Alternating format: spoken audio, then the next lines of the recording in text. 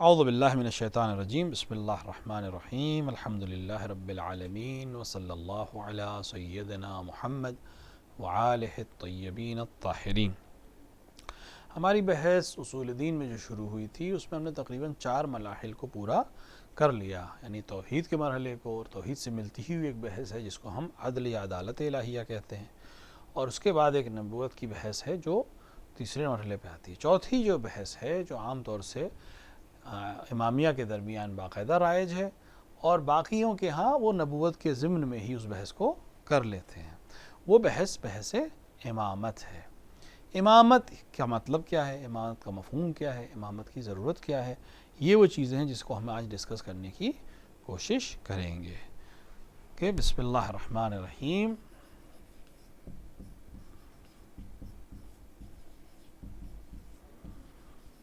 اصول دین میں چوتھی چیز ہے امامت۔ البتہ چوتھی چیز صرف ہم اپنی گنتی کے لیے کرتے ہیں، ورنہ یہ ہر چیز اپنے آپ میں بالکل برابر ہے۔ یعنی اگر آپ امامت کو نہیں مانتے ہو، توحید اور نبوت کو مانتے ہو تو وہ بھی نہیں مانتے ہیں، قیامت کو مانتے ہیں، باقی نہیں مانتے، سب نہیں مانتے۔ ان سب کو ایک ساتھ ماننے کو ہی نام اصول دین ہے، ان سب پر ایمان رکھنے سے ہی انسان مسلمان اور مومن بن سکتا ہے۔ خوب، امامت کی ڈیفینیشن کیا ہے اور امامت کسے کہتے ہیں؟ امامت کی ڈیفینیشن جو علماء نے کی ہے، شیخ طوسی علیہ الرحمہ اور دیگر علماء نے، وہ یہ ہے کہ امامت حکومت کا نام ہے، اور حکومت ایک ایسے شخص کے پاس ہو جو تمام امور دنیاوی اور دینوی میں خود مختار ہو اور امت کی ہدایت کر سکے۔ مطلب کیا ہوا؟ ایک شخص ہے جو دنیاوی معاملات میں اور معنوی اخروی معاملات میں، دینی معاملات میں اور دنیاوی معاملات میں سارا کنٹرول اور اتھارٹی رکھتا ہو اور مسلمانوں کو گائیڈ کر سکے، اسے ہم امام کہتے ہیں۔ وہ کسی کے یہ ورڈ ممکن ہے ڈیفرنس ہو جائے، لیکن عام طور سے یہی ہے ڈیفینیشن کہ امام وہ شخص ہے جو حکومت کرے، لیڈر ہو تمام مسلمانوں کا اور مومنین کا، ان کے دونوں طرح کے امور میں، دنیاوی امور میں بھی اور دینی امور میں بھی، اس کو ہم امام کہتے ہیں۔ اس امام کی ضرورت کیوں ہے؟ کیا ضرورت ہے امام کی؟ خوب، امام کی ضرورت عقلی ہے۔ ابھی ہم نقلی دلائل کے مراد یعنی قرآن اور حدیث سے دلائل ہیں ہمارے پاس، لیکن ضرورت امام جو ہے وہ عقلی چیز ہے۔ حکومت کا ہونا، حاکم کا ہونا، ایک آدمی جو انسانوں کے اوپر حکومت کرے اور انسانوں کے امور کو کنٹرول کرے، یہ ایک ایسی چیز ہے جس کو عقل مانتی ہے۔ اگر نہیں مانتی تو دنیا میں جتنی حکومتیں ہیں غیر دینی، حتیٰ وہ لوگ جو مذہب نہیں مانتے، وہ بھی ایک حاکم، ایک لیڈر کو مانتے ہیں کہ جو کنٹرول کرے ملک کو۔ اب چاہے وہ ڈکٹیٹر کہلائے، چاہے وہ پرائم منسٹر کہلائے، چاہے وہ پریزیڈنٹ کہلائے، چاہے وہ چانسلر کہلائے، چاہے وہ بادشاہ کہلائے، چاہے وہ کچھ بھی نام اس کا رکھ دیجئے آپ، لیکن ایک آدمی کی ضرورت ہے جو انسانوں کے اس بڑے گروپ کو لے کر آگے چل سکے، کیونکہ انسان کے اندر 2 بہت خاص چیزیں ہیں۔ ہم نے شاید پہلے بھی اسی طرح اشارہ کیا تھا، انسان 2 چیزوں کی بہت اہمیت رکھتا ہے انسانی سماج میں۔ ایک، انسان کو معاشرے کی ضرورت ہے، جسے ہم سماج بھی کہتے ہیں، سوسائٹی۔ انسان سوسائٹی میں رہتا ہے، کوئی انسان بغیر سوسائٹی کی زندگی نہیں گزار سکتا، اسے سوسائٹی میں رہنا ہے۔ اور دوسری خاصیت یہ کہ انسان خود پسند ہے۔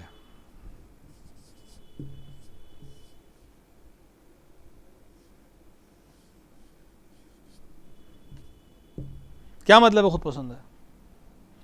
یعنی اپنے آپ سے محبت کرتا ہے، سیلفش ہے، اور اپنے آپ کو بچانے کے لیے وہ کچھ بھی کر سکتا ہے، اور ہر چیز خود کے لیے حاصل کرنا چاہتا ہے۔ مثال پر اس کو روٹی ملے گی، چاہے اور روٹی ہو جائے، مثال پر اس کو دولت ملے گی اور دولت ہو جائے، کہیں پہ اینڈ نہیں ہونا ہے۔ خوب، جب وہ سوسائٹی میں بھی رہ رہا ہے اور سیلفش بھی ہے، تو یہ دونوں ایک دوسرے سے ٹکرائیں گے، کیونکہ ہر انسان اپنے لیے کچھ نہ کچھ چاہے گا، اور دوسرا انسان جو دوسرے سوسائٹی میں جو دوسرا انسان ہے وہ بھی اپنے لیے چاہے گا، تو اس میں کیا نقصان ہوگا؟ اس میں ٹکراؤ ہوگا، اس میں لڑائی ہوگی جو ہوتی ہے۔ خوب، اس لڑائی اور ٹکراؤ سے بچنے کا طریقہ کیا ہے کہ ایک ایڈمنسٹریشن ہو، ایڈمنسٹریشن کیا کرے گا؟ کنٹرول کرے گا ان دونوں چیزوں کو. ایڈمنسٹریشن آ کر ان کو کنٹرول کرے گا کہ کوئی انسان اپنی سیلفش ہونے کی وجہ سے سوسائٹی کو نقصان نہ پہنچائے. ہر انسان اتنا ہی استعمال کرے یا اس طرح سے استعمال کرے کسی دوسرے کا حق ضائع نہ ہو. اس پہ نظارت رکھنے کے لیے ایڈمنسٹریٹر کی ضرورت ہے.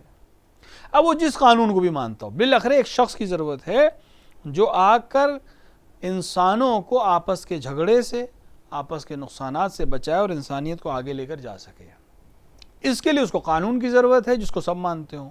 اب قانون چاہے وہ انسانوں نے بنایا ہو، یہ ایک پوری بحث ہماری چل چکی ہے. قانون بنانے کا حق صرف خدا کو ہے، کیونکہ وہ بغیر کسی غرض کے قانون بنائے گا. انسان جب قانون بناتے ہیں تو اپنی غرض کے ساتھ بناتے ہیں. ایک ملک پہ کوئی پارٹی حکومت میں آئی، وہ اپنی فائدے کے حساب سے نئے نئے قانون بنائے گی. دوسری آئے گی، وہ اپنے فائدے کے حساب سے بنائے گی. خداوند عالم چونکہ خالق ہے اور اسے کسی چیز کی ضرورت نہیں، اس پاس کوئی کمی نہیں ہے، لہٰذا جب وہ قانون بنائے گا تو وہ انسانوں کے فائدے کو دیکھ کر بنائے گا، اسے اپنی کوئی غرض نہیں ہوگی. تو اب چاہے کوئی بھی ایڈمنسٹریشن ہو، ایک اچھا خوب قانون بنا دی، بات ختم ہو جائے. کیا ضرورت ہے ایڈمنسٹریٹر کی؟ کیا ضرورت ہے؟ کہ نہیں صاحب، قانون بنانے سے خالی کام نہیں چلے گا. ایک ایڈمنسٹریٹر ہمیں چاہیے جو یہ دیکھے کہ قانون امپلیمنٹ ہو رہا ہے یا نہیں. ٹریفک، حتی ٹریفک کی لائٹ قانون بنا دیا، ٹریفک کے لاز بنا دیے، ایگزام بھی دے دیا اس انسان نے لائسنس لینے کے لیے، لیکن جب سڑک پہ چلنے لگا تو اس نے دیکھا کوئی نہیں دیکھنے والا ہے، اس نے ریڈ لائٹ پہ گاڑی بڑھا دیا گیا. سڑک پہ سناٹا ہے، کوئی نہیں دیکھ رہا ہے، بڑھا دیا گیا. نتیجے میں کیا ہوا؟ کسی دن نکل گیا، کسی دن ایکسیڈنٹ بھی ہو گیا. تو اس ایکسیڈنٹ سے بچنے کا کیا طریقہ ہے؟ تو صرف قانون کافی نہیں ہے. ایک آفیسر چاہیے، ایک کانسٹیبل چاہیے جو چوراہے پہ کھڑا رہے، یا کم سے کم ایک دوربین لگی ہو اور وہ ہیڈ آفس میں بیٹھے، کم سے کم وہ اس سے مانیٹر واچ کر رہا ہو CCTV سے، کہ چالان کاٹ کے گھر بھیجے کہ آئندہ یہ کام نہ کرے.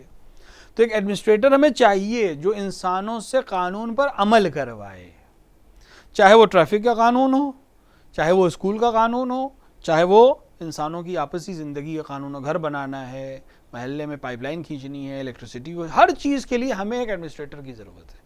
تو جب ہمیں دنیاوی امور کے لیے ایڈمنسٹریٹر کی ضرورت ہے، اسلام چونکہ انسان جو ہے وہ دو حصے سے بنا ہوا ہے، انسان کے اندر روح ہے اور انسان کے اندر جسم ہے. جسمانی ضرورتیں جو ہیں وہ دنیاوی ضرورتیں ہیں، روحی ضرورتیں دینی ضرورتیں. ان دونوں کو کمال پہ جب انسان پہنچائے گا تب وہ کمال پہ پہنچ پائے گا. تو ہمیں ایک ایسا ایڈمنسٹریٹر چاہیے جو ان دونوں حصوں کو لے کر آگے بڑھے، اور وہ ہمیں دین سکھاتا ہے. لہٰذا ہمیں ایک ایسا لیڈر چاہیے جو دین کا لیڈر ہو اور دین اور دنیا دونوں لے کر ہمارے ساتھ چل سکے. ہو تو یہ ہے عقلی ضرورت ہے ہمیں، عقلی طور سے ایک حاکم کی، ایڈمنسٹریٹر کی، رہنما کی، گائیڈ کی، کوئی بھی نام اسے دے دے، اس کی ضرورت ہے. امام اس ایڈمنسٹریٹر کا نام ہے جو پیغمبر کے بعد، کیونکہ پیغمبر کا کام ہے قانون لانا، قانون پہنچا دینا، اللہ کا بتایا ہوا قانون دنیا کے انسانوں تک پہنچا دینا. رسول اکرم صلی اللہ علیہ وآلہ پر ختم نبوت کے بعد قانون آ چکا ہے. اب ہمیں قانون کی ضرورت نہیں ہے. اب ہمیں ضرورت ہے ایک ایسے کی جو اس قانون پر عمل کرانے کے لیے آگے کھڑا ہو، اور نہ صرف کھڑا ہو بلکہ خود عمل کر کے بتائے کہ ایسے عمل کرنا ہے. اس کو ہم کہتے ہیں امام. یہ تو ہو گئی عقلی دلیل. اب ایک ہے دلیل، ایک اور دلیل ہے، اس کو ہم کہتے ہیں دلیل لطف.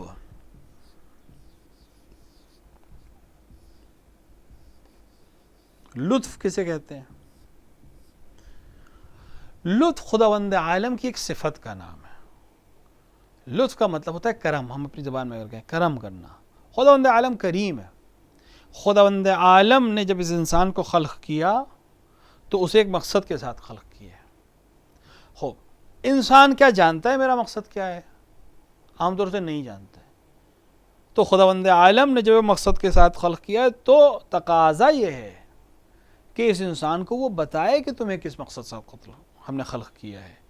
تو لطف کا تقاضا یہ ہے کہ خداوند عالم بندے کی رہنمائی کے لیے کسی کو بھیجے. اسی وجہ سے نبوت ہونی چاہیے اور بالکل اسی وجہ سے امامت ہونی چاہیے، کیونکہ لطف الہی اور قائد لطف یہ کہتا ہے کہ انسانوں کو اکیلا نہیں چھوڑا جا سکتا، انہیں بتانے والا، رہنمائی کرنے والا، ہدایت کرنے والا ضروری ہے، ہر دور میں ضروری ہے۔ اب اس رہنما کو کبھی ہم نبی کہیں گے، وہ آ کے قانون بھی بتائے گا اور امپلیمنٹ بھی کرائے گا۔ نبی کی جب ضرورت ختم ہو جائے گی، قانون پوری طرح سے آ گئے رسول اکرم پہ، تو اب ہمیں کم سے کم ایک آدمی اور چاہیے جو نبی نہ بھی ہو تب بھی وہ امپلیمنٹ کرانے کے لیے اور انسانوں کو بتانے کے لیے کہ یہ راستہ غلط ہے اور یہ راستہ صحیح ہے، وہاں ہونا ضروری ہے۔ قائد لطف درکار کرتا ہے کہ ہم خداوند عالم کی طرف سے کوئی ہو جو انسانوں کو گائیڈ کر سکے۔ اب یہ عقلی دلیل کے ساتھ اور خدا کی توحید کی دلیل کے ساتھ ہمارے پاس بہت سی روایات ہیں جو اشارہ کرتی ہیں کہ امام کی ضرورت ہے۔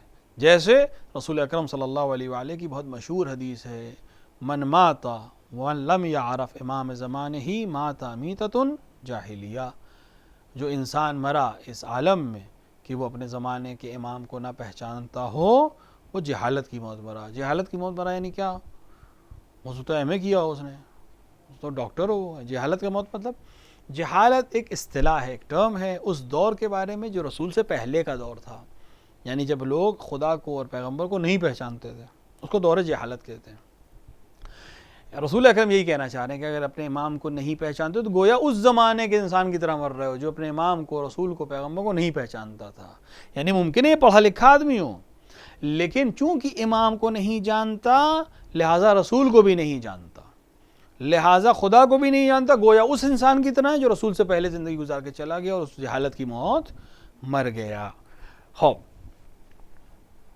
کیوں امام کو نہ پہچاننا سبب بنے گا کہ رسول کو نہ پہچانے؟ اور کیوں امام کو نہ پہچاننا سبب بنے گا خدا کو نہ پہچانے؟ بہت سے لوگ ہیں لا الہ الا اللہ محمد رسول اللہ، تو کیا ضرورت ہے امام کو پہچانے؟ پہچانتا تو ہے نبی کو۔ اس کی وجہ یہ ہے کہ ابھی ہم نے بتایا کہ قائد لطف کا تقاضا یہ کہ خدا کسی کو امام بنائے، تو جب خدا نے کسی کو امام بنایا تو اس انسان کے لیے ضروری ہے کہ اس امام کو پہچانے جس کو خدا نے امام بنائے اور اس کے بتائے ہوئے طریقے پر چلے۔ اگر اس کے بتائے ہوئے طریقے پہ نہیں چل رہا ہے اور خود سے کسی رسول کو سمجھ رہا ہے، خود سے کسی اللہ کو سمجھنے کی کوشش کر رہا ہے، تو گویا ایک ایسے رسول کو پہچان رہا ہے جس نے امام نہیں بنایا، اور ایک ایسے خدا کو پرستش کر رہا ہے جس نے امام نہیں بھیجا، جبکہ جو اصل رسول ہے اس نے امام اپنے بعد کے لیے اعلان کیا ہے۔ جو اصل خدا ہے اس نے اپنے نمائندے کے طور پر امام بھیجا ہے۔ تو یہ کہہ تو رہا ہے خدا کو مانتا ہے، لیکن یہ ایک ایسے خدا کو مان رہا ہے جس نے امام کو نہیں بھیجا، اور اصل خدا کون ہے؟ جس نے امام کو بھیجا ہے۔ بس اس کا مطلب یہ کہ ایک ایسے خدا کی پرستش کر رہا ہے جو واقعی نہیں ہے، اس کے ذہن میں ہے کہ یہ خدا ہے۔ تھوڑا سا لطیف ہے، تھوڑی سی باریک چیز ہے، اس کو سمجھنے کو اگر سمجھ لیں۔ علامہ مجلسی علیہ الرحمٰن نے بہار میں اس حدیث کے ذیل میں بہت لمبی تفصیلی بحث کی ہے کہ امام کو نہ پہچانا کیوں کفر کی طرف برابر ہے۔ کیونکہ اگر انسان، ہم نے کیا کہا، اصل خدا کون ہے؟ دیکھیں ایسے ہم کہیں ایک خدا ہے جس نے سب کو بنایا ہے، اس کو وہ بھی کہہ رہا ہے جو اسلام کو مانتا ہے، اس کو وہ بھی کہہ رہا ہے جو مسیحیت کو مانتا ہے، اس کو وہ بھی کہہ رہا ہے جو عیسائیت کو، مثال کے طور پہ یہودیت کو مانتا ہے، حتیٰ غیر ابراہیمی دین جو ہے، ہمارے ملک میں بہت سے دین ہیں، خدا کو مانتے ہیں، وہ نام کچھ بھی رکھ لیں، برہما رکھ لیں، ایشور رکھ لیں، کوئی بھی نام رکھ لیں، لیکن وہ جس خدا کو مانتے ہیں اس خدا کی جو کیریکٹرسٹکس اس کے سامنے آتی ہیں، کیا وہ وہی ہیں جو ہمارے پاس ہیں؟ نہیں ہے، اس میں ڈفرینس ہے۔ اگر وہی ہوتی تو نام سے ہمیں پرابلم نہیں تھی، اگر وہی ہوتی تو پھر تو وہی ہے۔ مثال کے طور پر ایک شخص ہے، ہم اپنی مثال دیں، مجھے گھر میں کچھ لوگ ایک خاص نام سے پکارتے ہیں، باہر کچھ لوگ ایک دوسرے نام سے پکارتے ہیں، ہندوستان کے باہر کچھ لوگ ایک اور نام سے پکارتے ہیں، تو میرا نام الگ الگ ہونے سے کوئی فرق نہیں پڑتا۔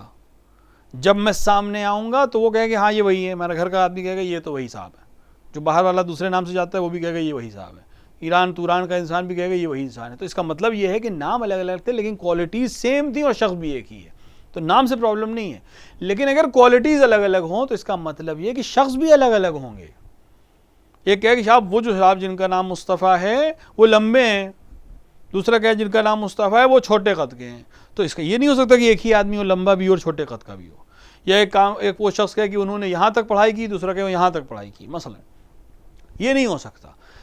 جب ساری نام الگ ہو سکتے ہیں لیکن صفتیں الگ نہیں ہو سکتی اگر ایک ہی آدمی ہے تو اگر یہ وہی خدا ہے جو واقعی خدا ہے تو اگر نام ڈیفرنٹ ہو جائے تو ہمیں پرابلم نہیں ہے، لیکن صفتیں سیم ہونی چاہیے۔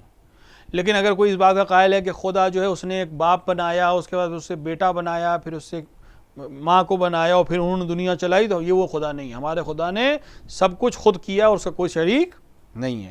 کوئی خدا کہے کہ نہیں ایک خدا ہے، اس نے تین بنائے، ایک کریٹر ہے، ایک ڈسٹرائر ہے، ایک پالنہار ہے، ہم اس کو بھی نہیں مانتے، نہیں اکیلا ہے۔ کوئی کہے نہیں اس نے جو ایک شخص کو پیدا کیا وہ اس کا بیٹا ہے اور اس بیٹے کے تھرو وہ پوری دنیا کے اوپر حکومت کرے گا اور اسی کے ذریعے سے سیلویشن ہوگا، ہم اس کو بھی نہیں مانتے، نہیں لم یلد ولم یولد، اس سے کوئی پیدا نہیں ہو سکتا۔ بس یہ کہہ تو رہا ہے کہ یہ خدا کو مانتا ہے لیکن یہ واقعی خدا کو نہیں مانتا۔ تو جس طرح دوسرے مذاہب و دوسرے دین کے لوگ خدا کو ماننے کا دعویٰ تو کرتے ہیں لیکن اصل خدا کو نہ جانتے ہیں نہ مانتے ہیں، اسی طرح اگر کوئی انسان لا الہ الا اللہ محمد رسول اللہ کہہ رہا ہے لیکن اپنے امام کو نہیں پہچانتا تو ایک ایسے خدا کو مان رہا ہے جس نے امام نہیں بھیجا۔ اگر اس یہ مانتا ہوتا اور کہ اللہ نے امام بھیجا ہے تو اس امام کو مانتا، یہ تو نہیں مان رہا ہے، اور یہ اس کا مطلب یہ کہ ایسے خدا کو مانتا ہے جس نے امام نہیں بھیجا، جبکہ جو واقعی خدا ہے اس نے امام کو بھیجا ہے۔ لطف الہی کا تقاضا ہے کہ اس نے بھیجا ہو، تو اب اس کا مطلب یہ ہوا کہ یہ کسی اور خدا کو خدا سمجھ رہا ہے جو واقعی خدا نہیں ہے، یہ کہنا چاہ رہے ہیں۔ تو اب اصل خدا تک وہی پہنچا سکتا ہے جو خدا کی معرفت رکھتا ہو، اصل رسول تک وہی پہنچا سکتا ہے جو رسول کی معرفت رکھتا ہو۔ پس امام کے بنا نہ رسول پہچانا جا سکتا ہے نہ خدا کو پہچانا جا سکتا ہے، لہٰذا اس رسول کے بعد کی امت کے لیے ضروری ہے کہ امام کی ہدایت کے ساتھ رسول کو پہچانے، امام کی ہدایت کے ساتھ خدا کو پہچانے، امام کی ہدایت کے ساتھ قرآن کی تفسیر اور تعویل کرے، تب وہ کمال تک پہنچ سکتا ہے۔ خوب، رسول کی اس حدیث کے ساتھ ساتھ من ماتا کی حدیث کے علاوہ اور کیا کہا ہے؟ رسول کی بہت سی حدیثیں، اتنی حدیثیں ہیں کہ اس سے بالکل ثابت ہے امت کے اوپر کہ ایک امام کی ضرورت ہے۔ وَلِكُلِّ قَوْمٍ حَادٍ، قرآن کی آیت ہے۔ رسول نے فرمایا وَلِكُلِّ قَوْمٍ امیر لا بد من امیر، ہر قوم کے لیے ایک امیر، ایک حاکم کی ضرورت ہے، ایک لیڈر کی ضرورت ہے۔ امام علی علیہ السلام نے ارشاد فرمایا ہر قوم کو، ہر سماج کو ایک حاکم کی ضرورت ہے، چاہے ظالم چاہے عادل، بغیر حاکم کے کوئی بھی سماج آگے نہیں پڑھ سکتا۔ تو اب ہر عاقل کون سے حاکم چاہے گا؟ عادل حاکم چاہیے یا ظالم حاکم چاہیے؟ عادل حاکم چاہیے۔ عادل حاکم جو ہے وہ کیسا ہو؟ جب وہ رسول کی معرفت کرانا چاہ رہا ہے، جب وہ خدا کی معرفت کرانا چاہ رہا ہے، جب وہ انسانوں کو کمال تک پہنچانا چاہ رہا ہے تو اسے بھی کمال پر ہونا چاہیے، کیونکہ اگر خود کمال پر نہیں ہوگا تو کسی دوسرے کو کمال تک نہیں پہنچا سکتا۔ جو خود پروفیسر نہیں ہے وہ کسی اور کو گریجویشن یا کسی اور کو ماسٹرز یا کسی اور کو ڈاکٹریٹ نہیں کرا پائے گا۔ آپ کو ڈاکٹریٹ کرنی ہے تو آپ کس کے انڈر سپرویژن کریں؟ جو خود ڈاکٹر ہو، جس نے خود اتنا علم حاصل کر لیا ہو کہ آپ کی رہنمائی کر سکے۔ تو دنیا کے ایک چھوٹے سے سبجیکٹ میں ڈاکٹریٹ کرنے کے لیے ہمیں ایک ڈاکٹر کی ضرورت ہے، ایک پی ایچ ڈی ہولڈر کی ضرورت ہے۔ تو ہم خدا تک پہنچنا چاہ رہے ہیں، کمال تک پہنچنا چاہ رہے ہیں، تو ہم ایسے شخص کے پیچھے نہیں چل سکتے جس نے خود خدا کو نہیں پہچانا ہو یا خود جس کے اندر عیب پائے جاتے ہوں۔ دوسری بات یہ ہے کہ یہ سارے کام جو نبی کے ہیں وہ اس کے ہیں، سوائے اس کے کسی کو خبر نہیں دینی ہے۔ بس اس کے اندر بھی وہ ساری صفتیں ہونی چاہیے جو نبی کے اندر ہونی چاہیے۔ لہٰذا ہمارا امامیہ کا عقیدہ یہ کہ امام کو کیا ہونا چاہیے؟ معصوم ہونا چاہیے، جیسے نبی کو معصوم ہونا ضروری تھا، کیونکہ اگر امام معصوم نہیں ہوگا تو گائیڈنس میں غلطی کر سکتا ہے کہ نہیں؟ ایک انسان جو معصوم نہیں غلطی کر سکتا ہے، جان بوجھ کے نہیں، پھر بھی ہو سکتی ہے اس سے غلطی۔ تو جس سے غلطی ہو سکتی ہے وہ رہنمائی میں بھی غلطی کر سکتا ہے۔ آپ نے ہم سے کہا مجھے ایڈریس بتا دیجئے فلاں جگہ کا، میں نے جان بوجھ کے نہیں، غلطی سے آپ کو لیفٹ کی جگہ ایک رائٹ بتا دیا، جہاں لیفٹ مڑنا تھا وہاں نے آپ کو رائٹ بتا دیا، قصد نہیں تھا، میرا ارادہ بھی نہیں تھا، غلطی کی میں نے، تو نتیجہ یہ ہوگا کہ آپ اس ایڈریس پہ نہیں پہنچ پائیں گے، یا سرگردان رہیں گے، یا بالکل نہیں پہنچ پائیں گے، یا بہت تکلیف کے بعد کسی اور سے رہنمائی لے کے پہنچیں گے۔ تو اگر مجھ سے خطا ہو سکتی ہے تو ممکن ہے کہ دنیاوی امور میں آپ کو غلط گائیڈ کر دوں، ممکن ہے دینی امور میں آپ کو غلط گائیڈ کر دوں۔ تو ہمیں ایک ایسا رہنما چاہیے جو دنیا کے معاملات میں بھی اور دین کے معاملات میں بھی خطا نہ کرے، بلکہ صحیح جواب دے تاکہ صحیح رہنمائی ہو سکے۔ لہٰذا امام کے لیے معصوم ہونا ضروری ہے، اس کی اپنی خاص غرض اس بات کو نہ روکے کہ وہ مجھے صحیح نہ بتائے، کیونکہ اگر وہ معصوم نہیں ہوگا تو اس کے اندر اپنی خواہشات ہو سکتی ہیں، اور وہ اپنی خواہشات کو ممکن ہے کنٹرول نہ کر سکے، بس جب نہیں کر سکے گا تو مجھے صحیح گائیڈ بھی نہیں کر پائے گا۔ لیکن جب اس کو اپنی خواہشات پہ کنٹرول ہوگا اور اس کے پاس کسی چیز کی کمی نہیں ہوگی تو مجھے رہنمائی کرتے میں بھی اسے کسی قسم کی پریشانی نہیں ہوگی۔ بس امام کی ضرورت عقلی ہے، امام کی ضرورت رسول کی حدیث سے ثابت ہے، اور امام کو معصوم ہونا ضروری ہے۔ جب ہم نے کہہ دیا معصوم ہونا ضروری ہے تو پھر اس کا مطلب یہ ہے کہ پھر انسان امام کا انتخاب نہیں کر سکتا، کیونکہ انسان کو معصوم کی شناخت نہیں ہے، کہیں اور سے اس کو آنا ضروری ہے، کسی اور کے ذریعے سے اس کا انتخاب ہونا ضروری ہے۔ لہٰذا امام کو لوگ نہیں چنیں گے بلکہ خداوند عالم چنے گا، رسول صرف بتائیں گے۔ حتی رسول کو بھی اجازت نہیں ہے کہ وہ امام طے کرے کہ یہ امام، پھر اس کے بعد یہ امام، رسول صرف خبر دے گا۔ اگر امیر المومنین کی سلسلے میں رسول اکرم نے فرمایا من کنت مولاہ فہذا علی مولا، تو حضرت علی کا امامت کا اعلان کر رہے ہیں رسول اکرم، جس کا میں مولا اس کے علی مولا۔ یہ رسول انتخاب نہیں کر رہے ہیں، رسول اعلان کر رہے ہیں۔ انتخاب کون کرے گا؟ خدا کرے گا۔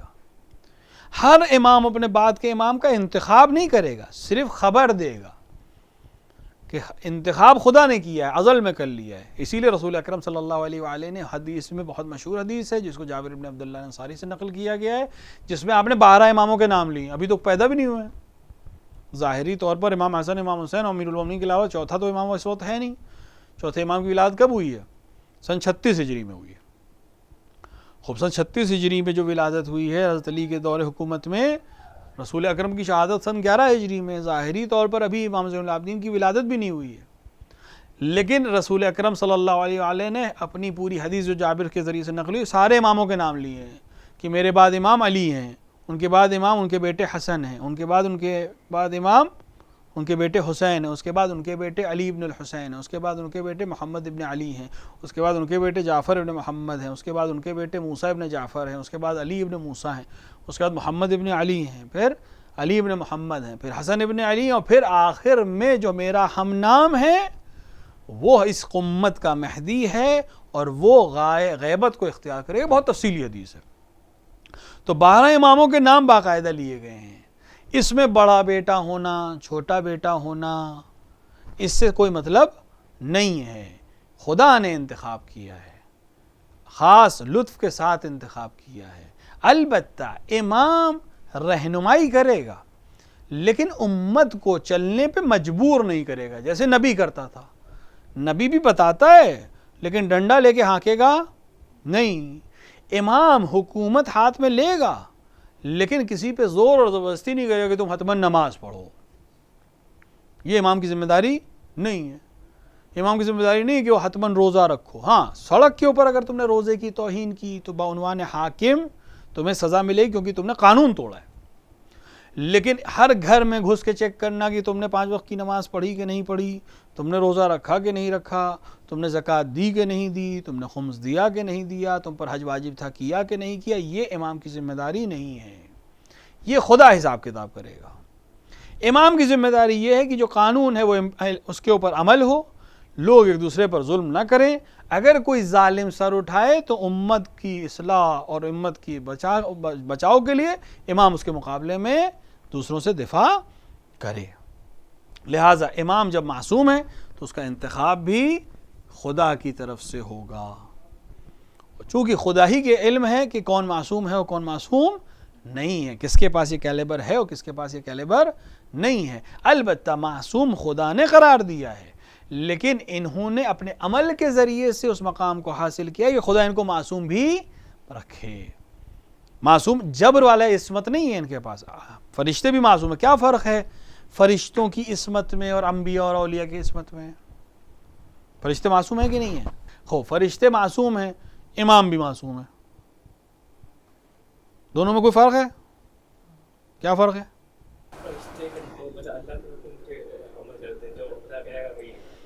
اور وہ بتا نہیں سکتے، لیکن امام جو وہ بتا سکتے ہیں، اور غلط کر رہا ہے اس کو وہاں پہ بتا سکتے ہیں. ہاں صحیح ہے. اس کو دوسری طرح سے اگر کہیں تو فرشتے جو ہیں، فرشتے معصوم ہیں لیکن اختیار نہیں رکھتے. اپنی کوئی ول نہیں ہے ان کے پاس. لہذا کوئی فرشتہ خدا عالم سے یہ نہیں کہہ سکتا کہ نو، یہ کوئی فرشتہ نہیں کہہ سکتا. اختیار ہی نہیں اس کے پاس، جبر کے ساتھ ہے. جو خدا نے کہا وہ کرے گا.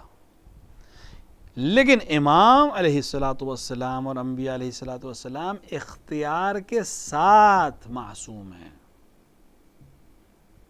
اختیار کے ساتھ معصوم ہیں.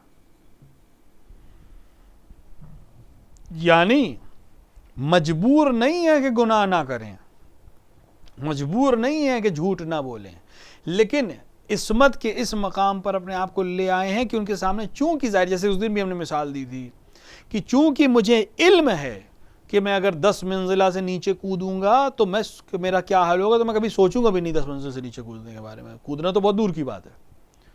اگر مجھے معلوم ہو کہ سامنے جو غذا رکھی ہے اس کے اندر زہر ہے، تو وہ چاہے کتنی ہی خوبصورت کتنی ہو، کتنی اٹریکٹیو کیوں نہ ہو، میں اسے کبھی نہیں کھاؤں گا، کبھی نہیں کھاؤں گا اگر عقل سالم کے ساتھ ہوں. تو ایک عام انسان کے پاس جب علم ہوتا ہے کسی چیز کی برائی کا تو اس کو کبھی انجام نہیں دیتا. ہمیں جب رزلٹ معلوم ہو تو ہم اس کام کو انجام نہیں دیں گے اگر وہ نقصان دہ ہے ہمارے لیے. امام کو چونکہ تمام چیزوں کا علم ہے، لہٰذا وہ کبھی گناہ کی طرف نہیں جائے گا، خود سے نہیں جائے گا.